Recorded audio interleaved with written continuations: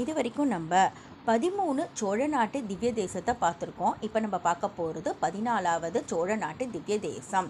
திவ்ய தேசத்தில் இருக்கிற முதல் 40 கோவில்கள் சோழ நாட்டை சேர்ந்தது. அதனால் அதை சோழ நாட்டு திவ்ய தேசம் அப்படின்னு சொல்லுவோம். அதில் இப்போ நம்ம பார்க்க போகிறது 14வது கோவில்.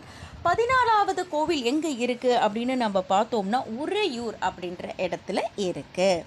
இந்த கோவிலோட கோபுரம் நம்ம பார்த்தோம் அப்படின்னா 5 அடுக்கு ராஜகோபுரம் கொண்டது இந்த கோவில். இந்த கோவிலோட மூலவ பெருமாள் பெயர் என்ன அப்படின்னா அழகிய மணவாள பெருமாள். தாயார் பேர் கமலவள்ளி நாச்சியார். இந்த கோவிலை கட்டினவர் யார் அப்படின்னா நந்த சோழன் அப்படின்ற மகாராஜா தான் இந்த கோவிலை கட்டினார். இவர் ஏன் இந்த கோவிலை கட்டினார் அப்படின்றதுக்காக இந்த கோவிலோட வரலாறை இப்போ நம்ம பார்க்க போகிறோம். ஸ்ரீரங்கத்தில் இருக்கிற ரங்கநாத பெருமாளை போய் இந்த நந்த சோழன் தினமும் போய் வேண்டிட்டு வந்துட்டு இருந்தார். அவர் ரங்கநாதரோட பக்தர். அவர் ஏன் பெருமாளை அனுதினமும் போய் பக்தி ஸ்ரத்தையோடு வேண்டிட்டு வந்தார், நாட்டையும் நல்லா ஆட்சி பண்ணிட்டு இருந்தார். அவர் ஏன் அந்த மாதிரி சேவிச்சுட்டு வந்தார் அப்படின்னா அதுக்கு ஒரு காரணம் இருக்குது. என்னென்னா அவருக்கு குழந்தைகளே இல்லை. அதனால் எப்படியாவது தனக்கு ஒரு குழந்தை வேணும் அப்படின்னு சொல்லிட்டு ரங்கநாத பெருமாளை இவர் வேண்டிட்டு வந்துட்டு இருந்தார். நம்மளுடைய பெருமாளும் ரொம்ப கருணை வாய்ந்தவர். அதனால் பெருமாள் என்ன பண்ணார், இவருக்கு ஒரு குழந்தையை கொடுத்துடணும் அப்படின்னு முடிவு பண்ணார். அதன்படி மகாலட்சுமி தாயார்கிட்ட பெருமாள் என்ன சொல்கிறார் அப்படின்னா, பூலோகத்தில் நந்தச்சோழன் குழந்தை இல்லாமல் இருக்கான், நீ அவருடைய குழந்தையா வளரணும் அப்படின்னு சொல்கிறார். தாயாரும் அதுக்கு சம்மதிச்சிடுறா. உடனே அசுரதி மூலமாக அந்த ராஜாவுக்கு தெரியப்படுத்துகிறார் நம்மளுடைய பகவான். அதாவது உனக்கு சீக்கிரத்திலே ஒரு குழந்தை கிடைக்கும், அது மகாலட்சுமி அம்சம் கொண்ட குழந்தை அப்படின்னு சொல்லிட்டு அந்த அசுரதி வாக்கு சொல்கிறது. இதை கேட்ட சோழனுக்கு ரொம்ப சந்தோஷம். அந்த நந்த சோழனுக்கு சரி எப்படியோ நமக்கு ஒரு குழந்தை கிடைச்சா சரி அப்படின்னு இருக்கார். அப்போ ஒரு நாள் என்ன பண்ணுறார், அந்த ராஜா காட்டுக்கு வேட்டையாட போகிறார். வேட்டையாடிகிட்டே இருக்கச்சு அவருக்கு ரொம்ப தாகமாக இருக்குது. அங்கே பக்கத்தில் ஒரு குளம் இருக்குது. சரி அந்த குளத்தில் தீர்த்தம் சாப்பிட்டு நம்ம தாகத்தை தீர்த்துக்கலாம்னு வரார். அப்போ பார்த்தா அது ஒரு தாமரை குளம், நிறைய தாமரை பூ அங்கே இருக்குது. அப்போ ஒரு தாமரை ரொம்ப பெருசாக இருக்குது, 1000 இதழ் கொண்ட தாமரை அது. அதில் அழகான ஒரு பொன் குழந்தை இருக்குது. இதை பார்த்தோன்னே இவருக்கு புரிஞ்சுடுது, ஓஹோ அசுரதி இந்த குழந்தைய பற்றி தான் நமக்கு சொல்லிட்டு இந்த குழந்தை நமக்கு கிடச்சிடுதுன்னு சொல்லிட்டு அந்த குழந்தைய அப்படியே அள்ளி எடுத்துக்கிறார். அந்த குழந்தை தாமரை பூலேருந்து வந்தது இல்லையா, தாமரைக்கு கமலம்னு சொல்லுவா.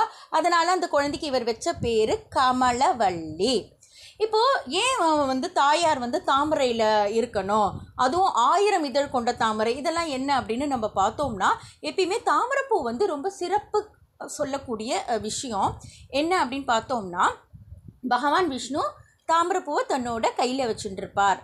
அவருடைய நாபியிலிருந்து ஒரு தண்டு போய் அந்த தாமரைப்பூ ஒன்று இருக்கும், அது மேலே பிரம்மா உட்காண்டிருப்பார்.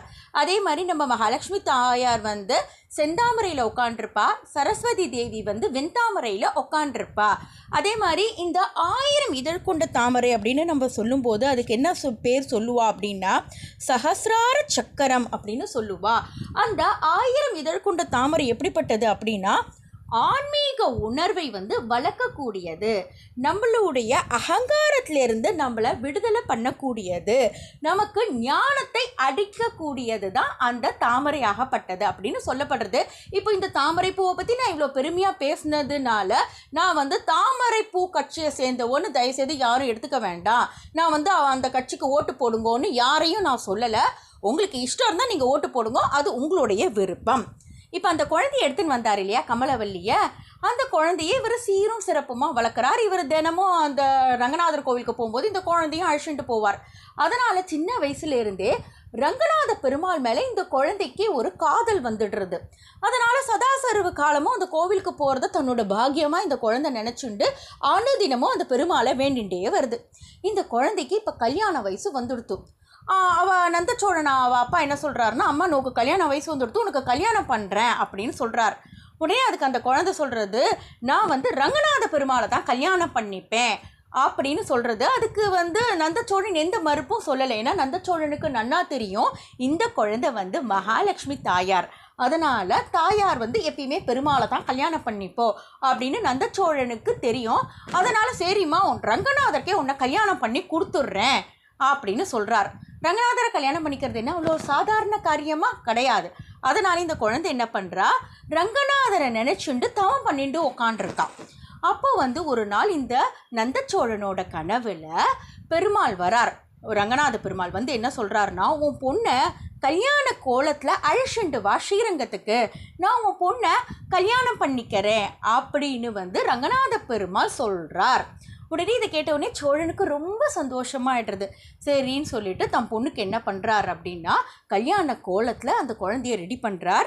பெருமாளுக்கு கல்யாணம் பண்ணணும் அப்படின்னு சொல்லிட்டு அந்த குழந்தையை கூட்டிண்டு அவர் ஸ்ரீரங்கம் போகிறார்.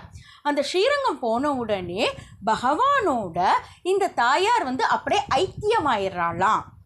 உடனே பொண்ணை கல்யாணம் பண்ணி கொடுத்தாச்சு.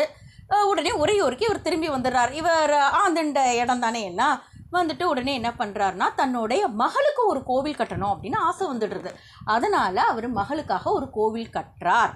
அந்த கோவிலில் வந்து கமலவல்லி நாச்சியாரை அவர் எப்படி பிரதிஷ்டை பண்ணுறார் அப்படின்னா, வடக்கு பக்கம் பார்த்து பிரதிஷ்டை பண்ணுறாராம். எந்த திவ்ய தேசத்துலையுமே வந்து தாயார் வந்து வடக்கு பார்த்து இருந்ததில்லை. ஆனால் இந்த கோவிலில் வந்து தாயார் வடக்கு பார்த்து இருக்கா. அதுக்கு காரணம் என்னன்னா, உறையூரோட வடக்கு பக்கத்தில் தான் ஸ்ரீரங்கம் இருக்கான். அதனால் ஸ்ரீரங்கம் பெருமாளை பார்த்தா மாதிரி தாயார் இருக்கணும் அப்படின்னு சொல்லிட்டு இந்த கோவிலில் வந்து நாச்சியாரை வந்து இவ வடக்கு பார்த்து வச்சிருப்பா.